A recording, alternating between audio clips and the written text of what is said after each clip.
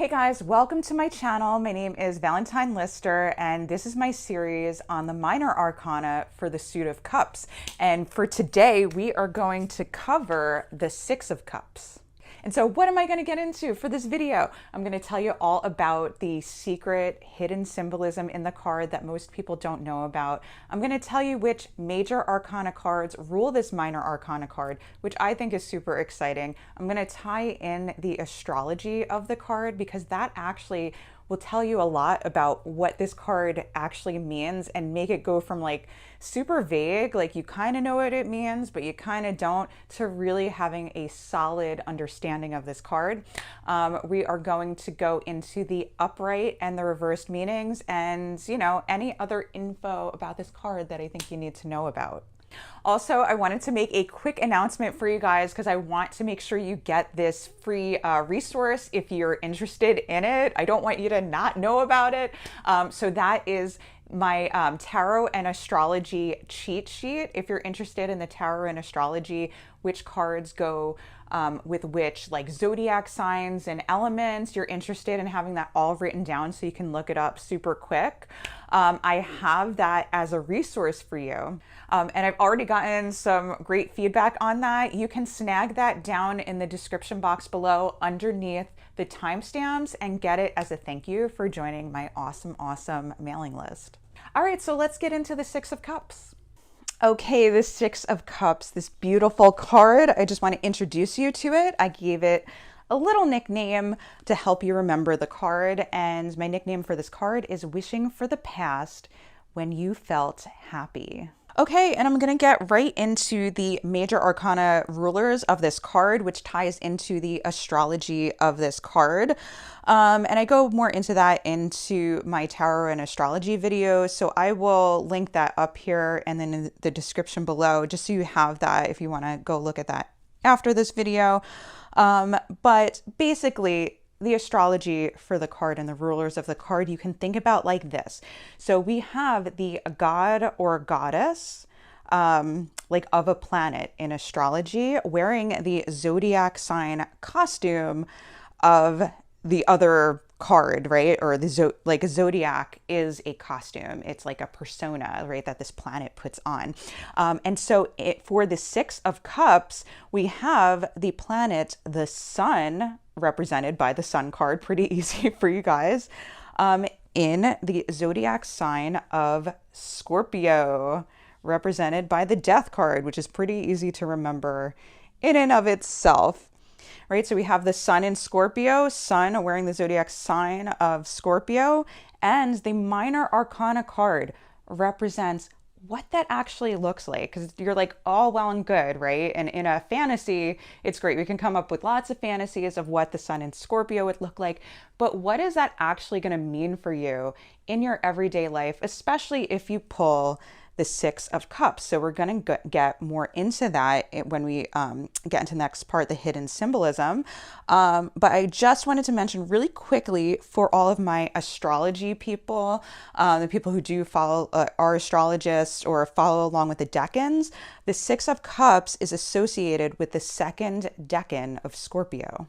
Okay, so for the hidden symbolism, I want to see like how these cards that rule the card in the middle, the Six of Cups, how do they show up? So I thought this one was pretty cool because the first thing I notice is that there's like a little blonde child right in here in the Six of Cups, kind of looking a lot like the child in the Sun card. So automatically you see like there's a child in both of them. So that's a pretty easy connection. And also there is a child in the death card itself. And that child in the death card is looking up, right? Looking up this way, just like this child is looking up this way. So it kind of makes you think of like, you know, this child is looking up at death. And so in the Six of Cups, right, this child, this happy, like sunny child is also looking up at death, right? So this little figure here may represent, you know, like death coming through in some way.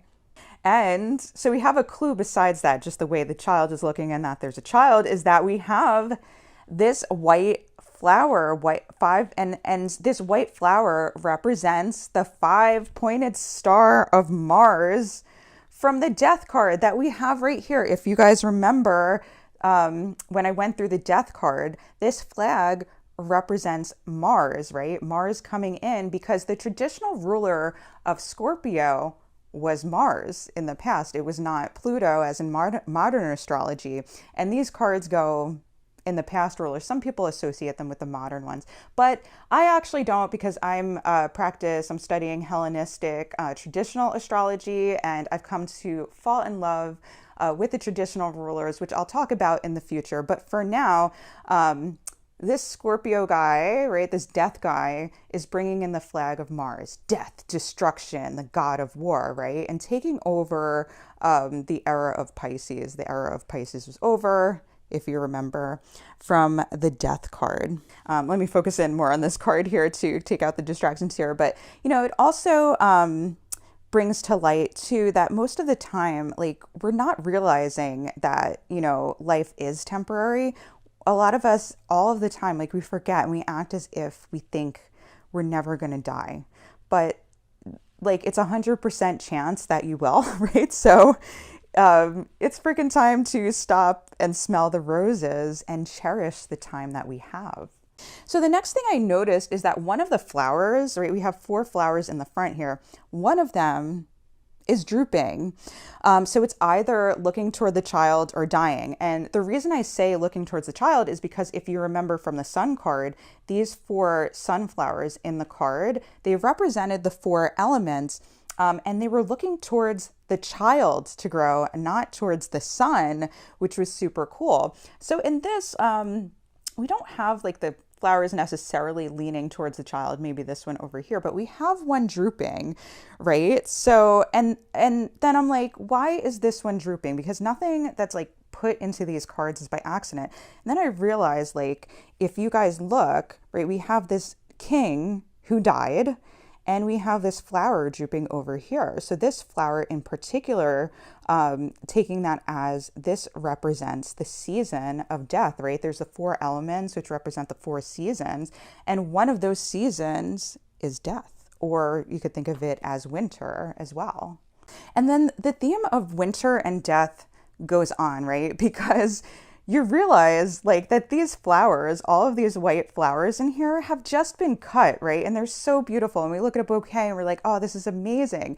But a lot of people do notice that after you cut a flower, it's about to die, right? So this flower has just been cut by this man in the background, who's going back here. And this guy actually reminds me a little bit of death too. This guy in the background I'm looking at, it looks like he just cut the flowers, right? He has this thing, I don't even know what you call it. Like, I'm thinking scalpel, but that is totally not the right word, right? Or scythe maybe, or something. He cut the flowers, and he kind of reminds me of the death card, right? Holding this flag of death, and this guy is holding this flag, and he just cut the flowers. And so, like, literally this person here, who also could be representing like a representation of death, is literally handing this child death, right? But we're not thinking of him handing the child something that's about to die. We're thinking, oh, what a beautiful flower. Some of you are thinking, like, flowers die. I know. Some people don't even like cut flowers. I happen to like them. I think they're beautiful. But this guy is handing this child death. But in that moment, this moment is so beautiful. So all of a sudden, we get this insight that there's something beautiful about the sun in Scorpio.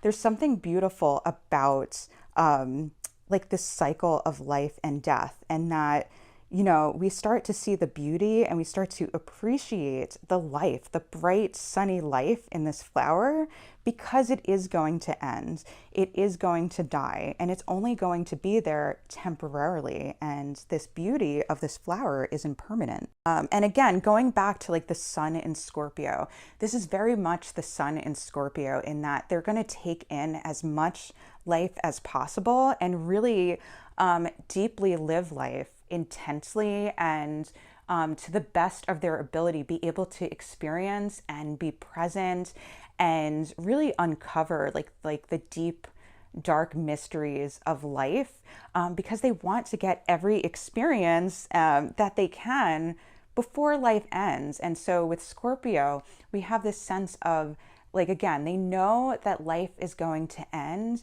and they're embracing it because life is beautiful, again, because it's going to end. And so we're really taking in like this present moment and getting into that mindfulness of that moment and the joy of it.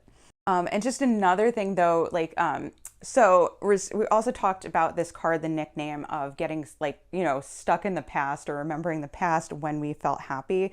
So a caveat, a problem, something that becomes problematic with this card, and with Scorpio, right, which is a water sign whose emotions run deep. Another thing that can happen with this card is getting stuck in these emotions and lost in a memory. So what can happen is sometimes we find these moments in life so beautiful, like we have a moment where we're really able to stop and stay present and really feel the beauty and the power of that moment. But then we can't let that go. So we hold on to the memories of the past that we miss. So like something along the lines of, like, we fall in love for the first time, like we get married or we have a child or we have that first kiss.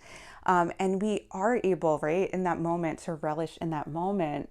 But then we hold on so tightly to that moment because it was so powerful, so emotional, so intense, and we can't forget it. But then the problem is that we don't move on to the next moment, which is equally as beautiful. If you stop and smell the roses, right? You know, like if you meditate or practice mindfulness meditation and are really able to step out of like your stuff, like your psychological stuff that is going on in your head, and really have awareness and observe the moment in front of you, you start to realize every moment is actually that beautiful. But a lot of times we don't see that because we get stuck and we get lost in our memory. And so we have to let that moment die. Like we have to let that beautiful moment die so that we can go to the next one, because we have to remember that Scorpio is all about death and rebirth. And also that the sun is about what's eternal, right? So the things that live and die, right? That part of us is not eternal, right? Our bodies are impermanent. The things that happen to us, our memories, emotions, our thoughts are so impermanent. But there's something in there that's eternal, right? And that's our soul that has the awareness, that can watch what's happening, that can experience what's happening through our body, our thoughts, our minds, and transcend that moment by being fully present in that moment, and then just being aware of your soul and your spirit that's within you, that's really loving this stuff. All right, so getting into the numerology of this card is associated with the number 6. And 6 is associated with the sextile, which is the nature of Venus, like the goddess of love and fertility. So it represents harmony, nurturing, loving, caring service, social responsibility, and fertile energy. Okay, I'm just going to bring up the colors in this card because it can also help you remember. So we have so much yellow, right? So much yellow in this card. So what does yellow represent? It represents the soul, creativity, optimism, enthusiasm, and the sun. Hello, bright, bright sun, which is associated with the soul. And then we have this big red cap and red pants here.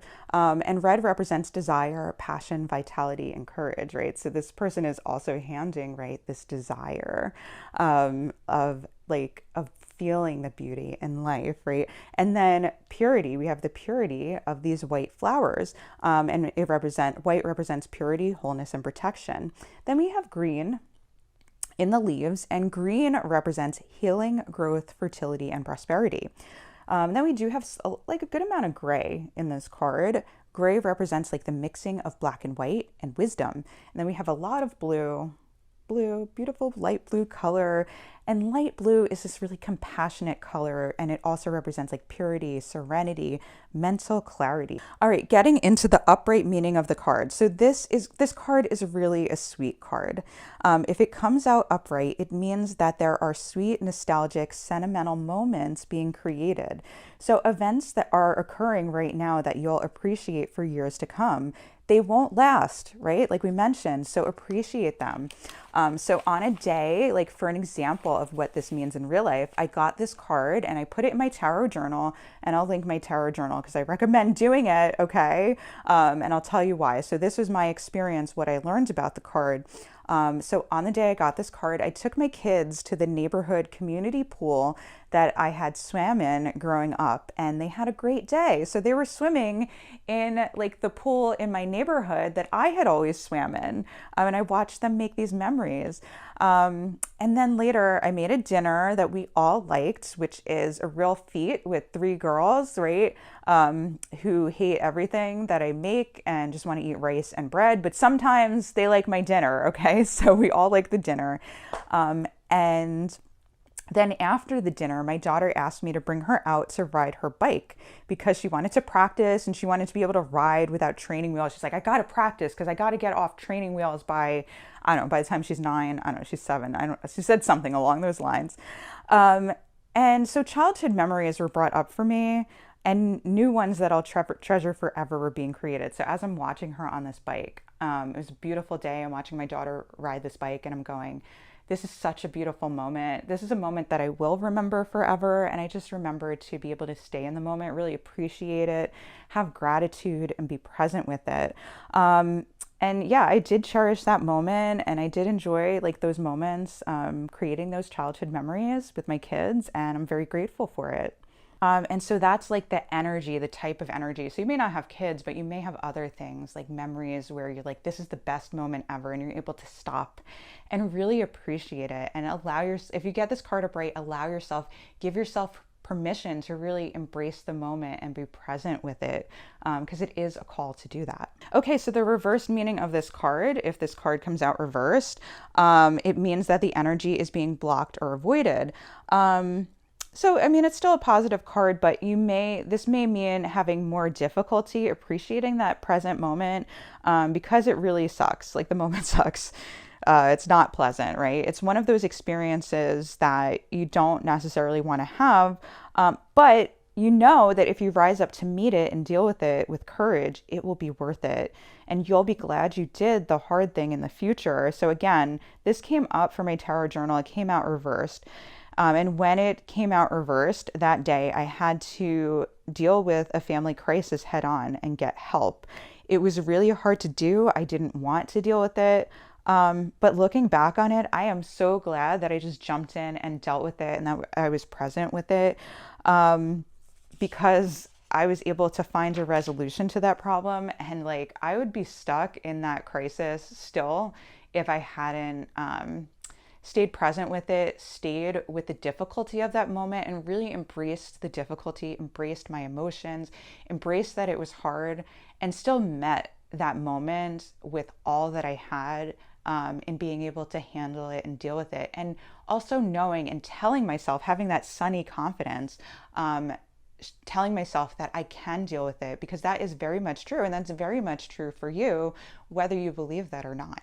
All right, guys, hope you enjoyed this video on the 6 of Cups. And this is just a quick reminder that if you like this video, make sure to like, subscribe, and hit the bell to be notified for whenever my next video comes out. And the next video in this series is going to be on the 7 of Cups. Also, if you want to catch up on the videos I've done already for the minor arcana, I'm going to put a playlist for you here. I've already gone through all of the wands, which is the fire element, and I'm working my way through the cups right now. But if you're looking at this video in the future or haven't caught my other videos, the playlist is right there. And I'm also going to put a related video up here for you that I think you'll want to watch next. All right, love you guys so much. Take care. Bye. If you like this video, make sure to like, subscribe, and hit the bell to be notified for whenever I release a new video every single week.